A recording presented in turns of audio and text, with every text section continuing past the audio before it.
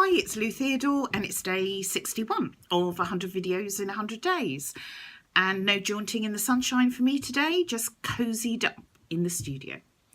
But today I thought I would talk about storytelling. I am a self-confessed, self-identified storyteller. So when I'm working for other people, doing illustrations for them, obviously I'm helping them to tell their story in a different, more visual way, hopefully a more impactful way. And when I'm sketching, I'm always looking for the untold story, whether that's a kind of invisible person on the bus and what is their story, to maybe a forgotten corner of a town that seems really insignificant, but will be significant to somebody, and there will be something about it that makes it special, a story to be told. So I am a real story magpie. But I've also noticed there's this other element of storytelling recently, and that's the internal stories that we tell ourselves. And quite often those are really unhelpful and are just internal stories and not actually based on the facts of what's actually happening outside of you. So two examples. One is a work one. So when the workshops that I was going to be running on creativity and mental health, when that project was cancelled, up reared all the fearful internal stories. So stories about you're not right for the project, they don't like you, they don't like your work, they don't value it, they don't think you can deliver the workshops, they don't think that you can deliver the benefits that you say come from these workshops, yada, yada, yada, you know, the whole gamut, up it rears. And interestingly, in that case, I didn't listen to those stories too much. Sometimes I do, but in this case I didn't. And I didn't because that's actually not what they'd said to me. They'd sent a rather sort of formal email, which didn't give very much information. And I thought, you know what? I'm not going to listen to that. I'm just going to call them. I'm just going to call them and find out what the deal is. So I called them. And somebody said to me, when I said I was going to call them, said, oh God, are you really sure that you want to? Because that's making yourself incredibly vulnerable. Because what if they say to you, no, we don't think you're right for the project. Sorry, Lou, not this one. And I thought, that's true. But I thought, actually, do you know, what's even truer is the stories that I was telling myself were way worse than anything that they were going to say to me. Way worse, you know, it was like, could be personal creative annihilation. You know, from being not good enough to not charismatic enough, not talented enough, whatever. They weren't going to say that. So actually, I had nothing to lose. I might as well just go and unemotionally seek the truth of what the situation was.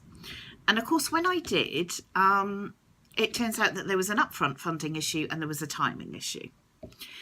So it opened the door again. And I said, well, okay, if it's an upfront funding issue, I get that, but maybe we can work things in a different way. Maybe we can fund the workshops in a different way. We can tweak the timescales. And it's completely opened the door again to that as a project. Because we're both working in the reality, in the facts of the parameters, not in the perceived made-up parameters that shatter on our shoulders. So that's a work example.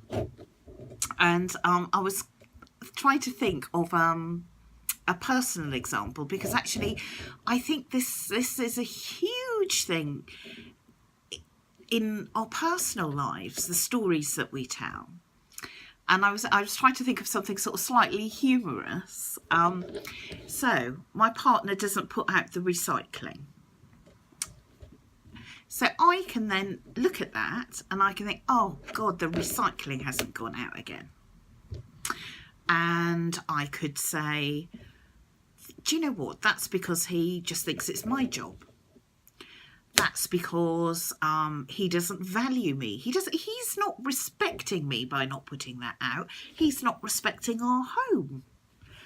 He thinks that it's a woman's job to do that, put out the recycling. And what happens is once those stories kick off, your behaviour changes radically because you're so sucked into those stories, those thoughts. So, you know, he may go off, not do the recycling. He may come back. In the meantime, I may be telling myself all these stories. So I might give him the cold shoulder. I might be very curt. I might be cold. I might be withdrawn. I might be angry. You know, all that stuff could play. But all that stuff is going on inside of me and has got nothing to do really with what's happened. Because if I can stop the stories long enough, if I can press the pause button and not react in a way that's totally driven by my story, I might just calmly say, hey, the recycling was due to be collected today and you didn't put it out. And he might go, oh God, I forgot. Or, oh, I'm really sorry, you know, I was late for work and I just didn't have the time. And that's all that happened. That is all that happened. For whatever reason, he didn't put out the recycling. That's all that happened. But if we listen to that thinking, those stories, we just make it mean so much, and it makes us miserable. You know, he could go out, forget the recycling, and I could spend all day thinking about how he doesn't respect me or care for me or care for our home, or, you know, do I really want to be with a man who, you know, has that sort of attitude? And none of it's true. The only thing that's true is I am completely lost in the story that I'm telling myself. And it's so interesting when you start to kind of,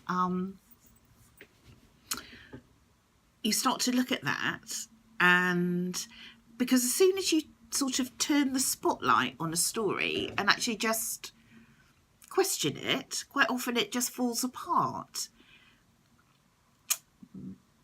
But sometimes we don't question it. We just run with it. And we react out of the story rather than what's actually happening or happened. And of course that other person has no idea of the story that you're telling yourself. They're just dealing with, you know, their own stories and their own reality. So they're completely flabbergasted by possibly your reaction or, you know, your behaviour.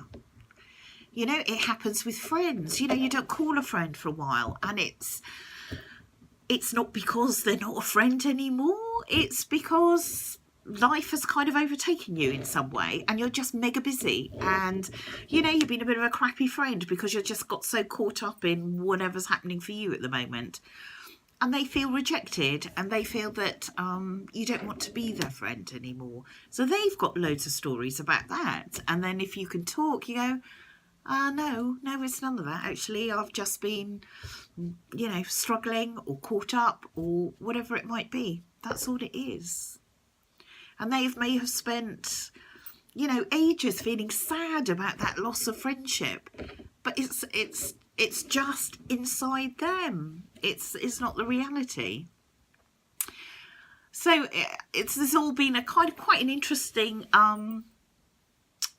just quite an interesting observation for me, because it's just really, you know, it's really interesting, isn't it? You know, I'm a self-identified professional storyteller.